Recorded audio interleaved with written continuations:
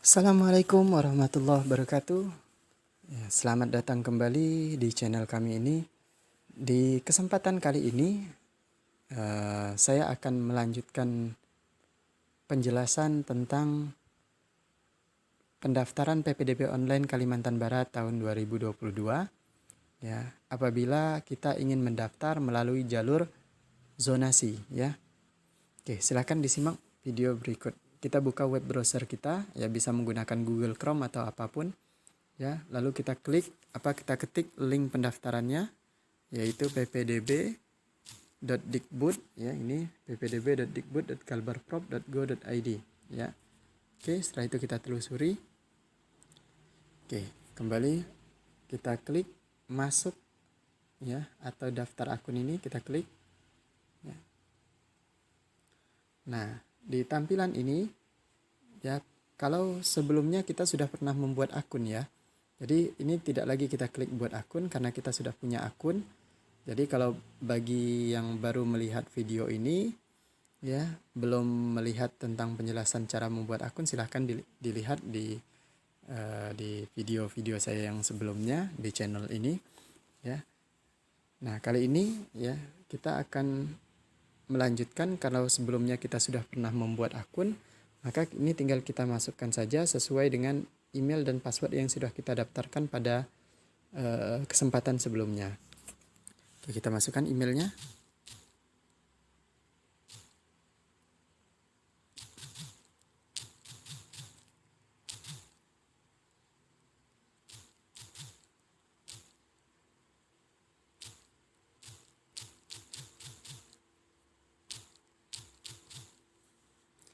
Oke, lalu masukkan passwordnya. Oke, setelah itu kita klik masuk. Nah, ya. Oke, ini kita tutup saja. Oke, akan muncul tampilan seperti ini, ya. Seperti halnya tampilan di awal tadi. Tapi ini sebetulnya kita sudah masuk pada akun PPDB online kita, ya. Ini kita tinggal klik saja yang garis 3 ini. Oke, di bagian ini ada pendaftaran PPDB 2022, kita klik. Nah, pada kesempatan sebelumnya, ya, kita sudah mengisi bagian biodata. Nah, ini di bagian biodata kita sudah pernah mengisinya. Nah, lalu kita melanjutkan ke bagian pilih jalur. Nah, di kesempatan sebelumnya sudah saya sampaikan, ini penting untuk dibaca, silahkan dipahami. Dan kalau kita sudah paham dan kita sudah yakin tentang jalur apa yang ingin kita pakai untuk mendaftar, maka kita bisa melanjutkan untuk memilih jalur di sini. Seperti yang sudah saya sampaikan di awal tadi, bahwa ini adalah tentang penjelasan tentang jalur zonasi, maka saya akan pilih jalur zonasi. Oke, jalur zonasi. Nah, ini perhatikan di bawahnya. Ingat, setelah memilih jalur dan klik tombol pilih jalur, maka Anda tidak dapat mengubah jalur kembali. Pastikan benar-benar ingin memilih jalur zonasi. Oke, perhatikan keterangan di bawahnya. Wajib menyertakan kartu keluarga yang diterbitkan paling singkat 1 tahun sebelum tanggal pendaftaran PPDB. Jadi, KK yang menjadi syarat wajib untuk jalur zonasi ini harus diterbitkan paling singkat 1 tahun. Jadi kalau KK-nya belum sampai 1 tahun, maka tidak bisa, ya. Nah, untuk hal tersebut ini sudah saya jelaskan di video saya yang sebelumnya tentang jalur pendaftaran, ya. Kalau belum menyimak, silakan disimak video saya yang sebelumnya. Oke, kita lanjut. Setelah memilih pilihan jalur zonasi, lalu kita klik pilih jalur. Nah, ada notifikasi, ya. Pilih jalur zonasi. Ini adalah bentuk pertanyaan untuk menegaskan apa memang kita benar-benar ingin memilih jalur zonasi. Ya, jalur yang sudah dipilih tidak akan bisa diubah. Ya, jadi kalau kita sudah yakin untuk memilih jalur zonasi, maka klik pilih jalur. Tapi kalau misalnya kita salah pencet tadi, salah milih, malah kepilih jalur zonasi, sebenarnya kita tidak ingin memilih jalur zonasi, maka klik saja ganti jalur. Ganti jalur, kita masih bisa merubah, ya. Masih bisa merubah. Nah, kita, ya, tapi karena kita sudah yakin ingin memilih jalur zonasi, kita klik pilih jalur. Nah, ini tinggal pilih jalur zonasi, ya tinggal kita klik pilih jalur. Oke, setelah masuk melewati menu pilih jalur, tab pilih jalur, maka kita akan masuk ke menu unggah berkas. Nah, kalau sudah masuk ke menu unggah berkas ini, kita tidak dapat lagi kembali ke menu tidak dapat lagi mengubah jalur pendaftaran. Ini kita kembali ke menu tadi. Nah, ini sudah tidak bisa dirubah, ya. Maka pastikan dengan betul jalur apa yang ingin kita gunakan untuk pendaftaran ini. Oke, kita kembali ke unggah berkas tadi.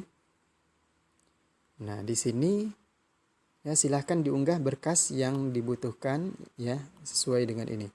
Oke, di sini ada KK ya. Yang jadi nanti tinggal kita upload KK-nya di sini. Lalu ada surat keterangan domisili. Ini surat keterangan domisili ini tidak wajib ya.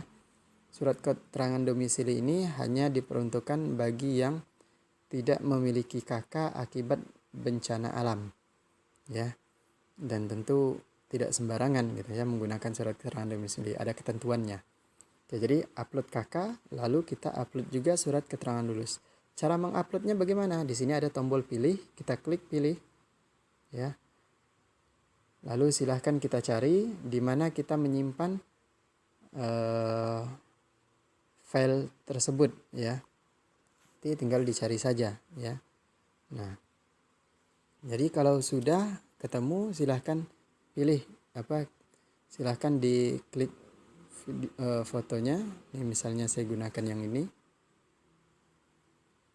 hanya untuk uji coba saja ya. Ini hanya sebatas untuk uji coba.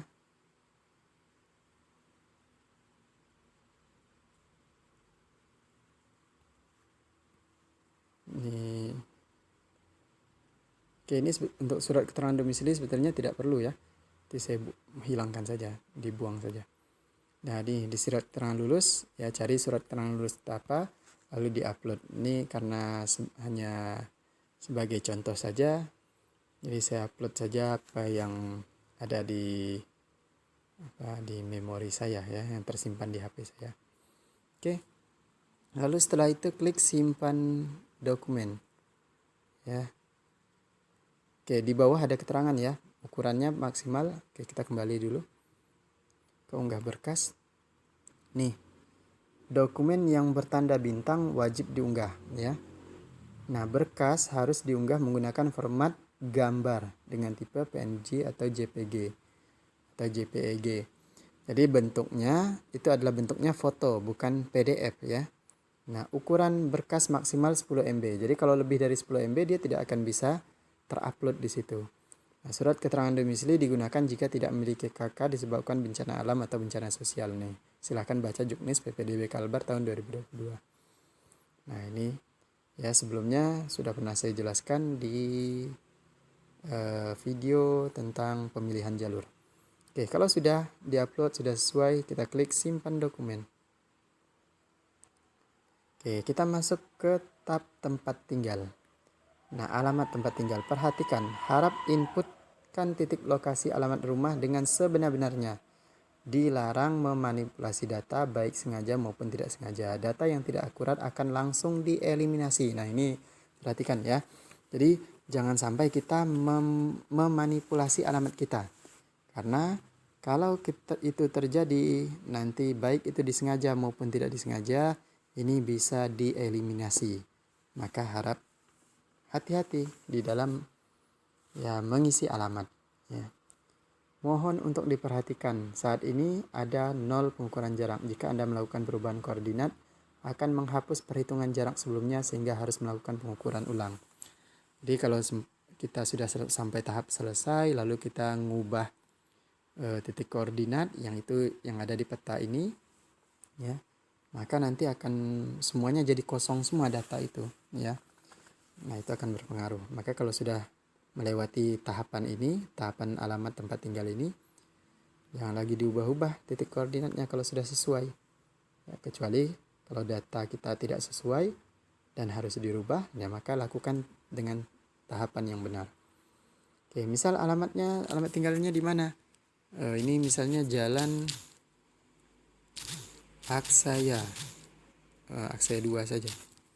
Ini Aksaya 2 RT, ini misalnya 002 RW 002, disesuaikan saja ya.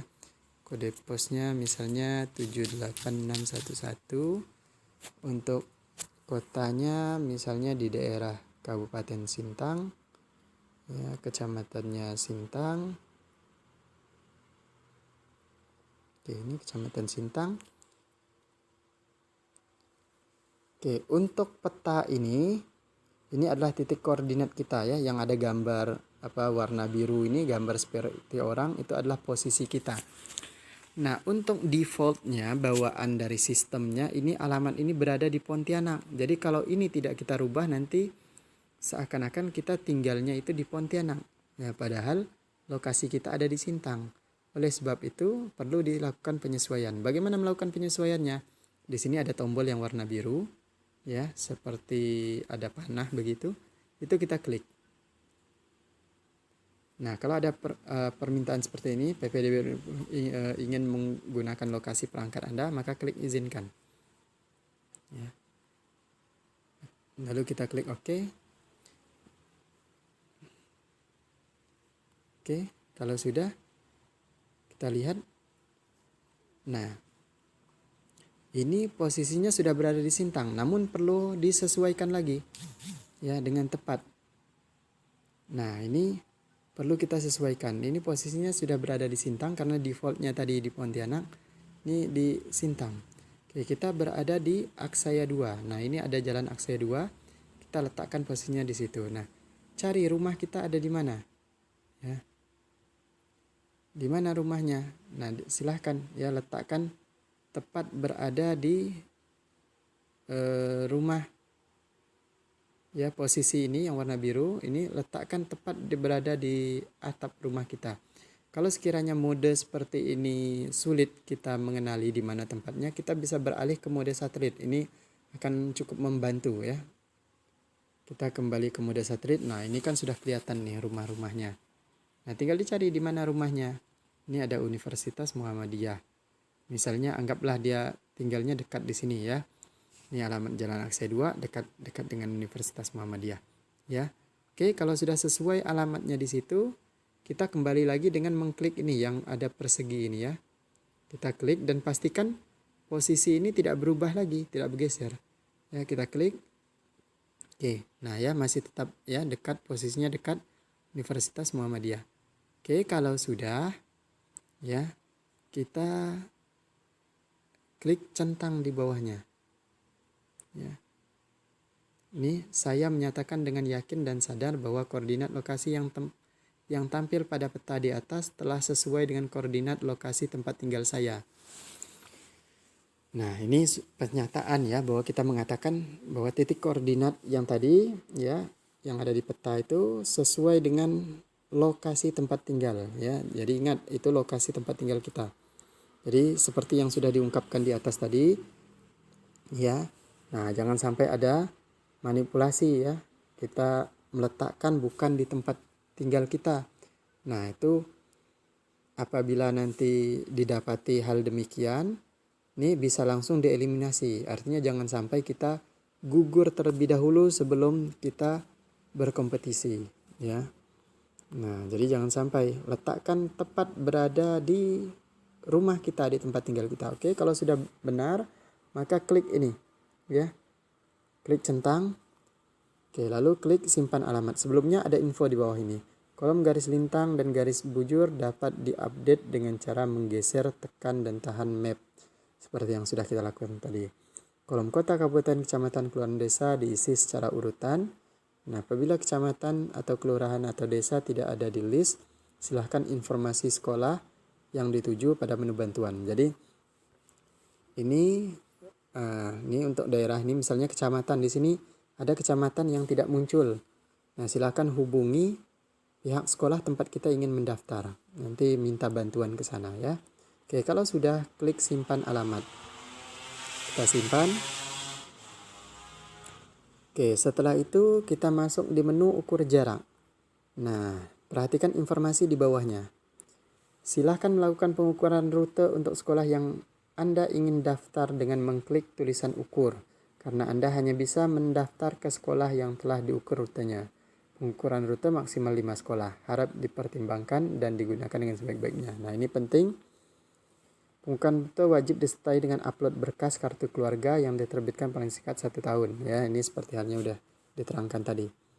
Oke, kita boleh mengukur, ini adalah sekolah-sekolah terdekat ya dengan lokasi tempat tinggal kita. Ini ada, nah di sini ada klik ukur tadi, silahkan diklik ukur untuk mengukur jarak dari tempat tinggal kita ke sekolah tersebut. Kita boleh mengukur ke 5 sekolahan. Yang dari 5 itu ada 3 sekolahan nanti yang bisa menjadi pilihan sekolah kita. Oke, ini misalnya kita pilih 5 ini, kita ukur. Ya, ini yang ke SMA 1 Sintang. Nah, ini adalah rute dari tempat tinggal kita ke SMA 1 Sintang ya. Nah, ini jaraknya, rutenya 0,6 km. Oke, kalau sudah kita klik selesai. Oke, tadi kita ngukur ke SMA 1. Nah, ini kalau sudah maka akan begini tampilannya ya. Nah, lalu kita ukur lagi ke SMA 3. Ini sekolah yang terdekat ya. Oke, kalau sudah kita klik selesai. Lalu kita ukur lagi ke SMA 4. SMA berapa nih? Ya, SMA 4. Kita klik ukur.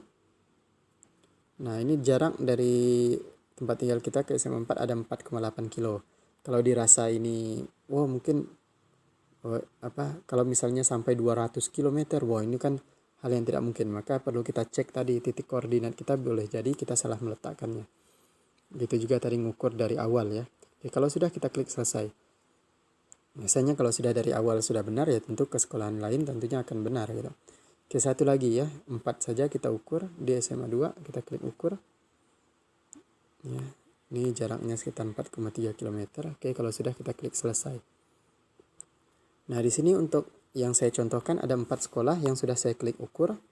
Jadi cukup 4 saja ya, walaupun maksimalnya boleh 5. Tapi di sini cukup 4. Oke, kalau sudah kita klik lanjutkan ya. Oke, kita masuk di menu pilihan sekolah.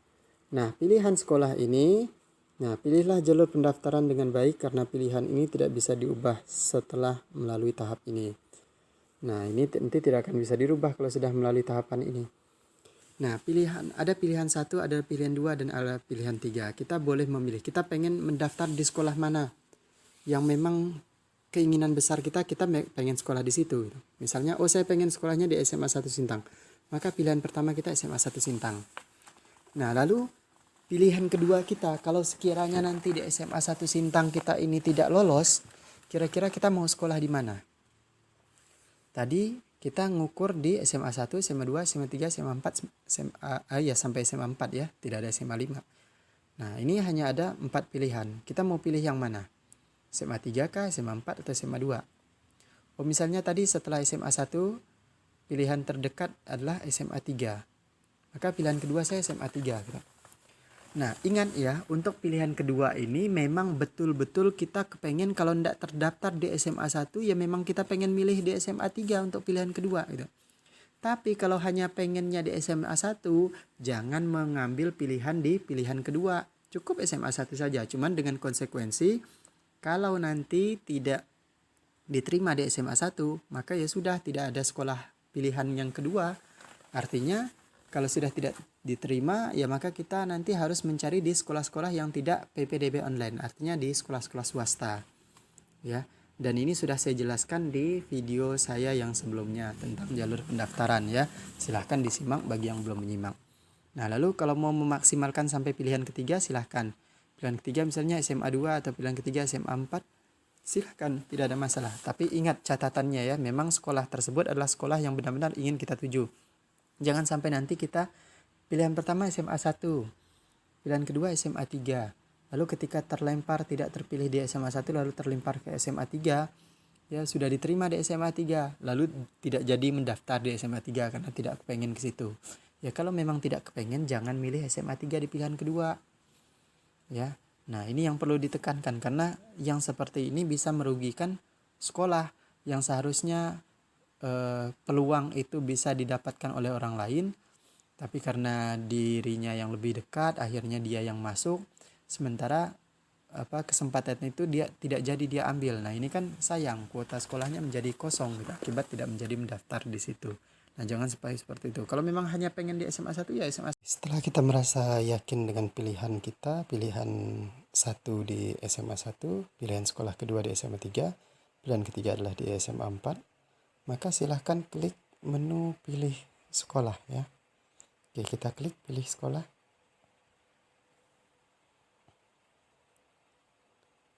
Nah, selanjutnya kita akan masuk di menu konfirmasi, di tab konfirmasi. Nah, perhatian pastikan semua data pendaftaran telah lengkap sebelum melakukan proses penyimpanan. Data yang telah tersimpan tidak dapat lagi diubah. Nah, jadi ini kita cek satu persatu, pastikan semuanya sudah benar ya, sudah sesuai. Karena kalau sudah kita klik nanti simpan, itu tidak bisa lagi dirubah ya. Ini pilihan sekolah kita tadi ya. Ini berkasnya juga bisa kita cek, dibuka satu persatu, tinggal klik ini ya, pastikan sudah sesuai apa yang kita upload. Nah, kalau sudah tinggal kita klik simpan data pendaftaran. Oke, ya kita klik simpan data pendaftaran. Maka setelah klik simpan tadi akan muncul tampilan seperti ini ya. Di sini ada keterangannya, data dalam proses validasi. Anda mendaftar untuk jenjang sekolah SMA dengan jalur zonasi. Nah, ini ada nomor pendaftaran, nomor pesertanya. Nah, ini nanti bisa dicetak sebagai bukti bahwa kita telah melakukan proses pendaftaran. Nah, perlu diingat bahwa data kita ini masih dalam proses validasi. Artinya data kita ini akan divalidasi oleh tim validator apakah data dan berkas-berkas yang kita upload tadi sudah memenuhi ketentuan atau belum. Kalau ternyata ada data atau berkas yang kita upload itu masih belum memenuhi ketentuan, ya tentu nanti akan ada notifikasi di sini ya, data tidak valid misalnya, silahkan lakukan perbaikan. Nah, apa yang harus diperbaiki nanti akan ada muncul. Oleh sebab itu kalau sudah melakukan pendaftaran ini jangan langsung berhenti, artinya harus sering-sering buka akunnya ya, karena nanti akan ada notifikasi di sini. Nah, oke, tentu kita akan bertanya, kalau sudah melakukan pendaftaran apalagi selanjutnya. Nah, ini kita tinggal nunggu ya, nunggu proses validasi. Kalau nanti keterangannya di sini data kita sudah dicek oleh tim validator dan datanya sudah valid, maka kita tinggal menunggu pengumuman ya. Tapi kalau data kita tidak valid, maka segera lakukan perbaikan sesuai dengan apa yang disampaikan di situ. Oke, mungkin sekian yang bisa saya sampaikan pada video kali ini. Jika dirasa ini bermanfaat, ya, jangan lupa untuk klik like, ya, subscribe dan aktifkan notifikasinya agar tidak ketinggalan video-video terbaru ya dari saya. Karena nanti juga insya Allah akan saya bagikan juga informasi tentang bagaimana sih mengatasi kalau datanya nanti tidak valid. Nah, seperti apa? Nah, silakan nanti disimak videonya. Semoga apa yang saya sampaikan ini bermanfaat. Dan saya akhiri, Assalamualaikum warahmatullahi wabarakatuh.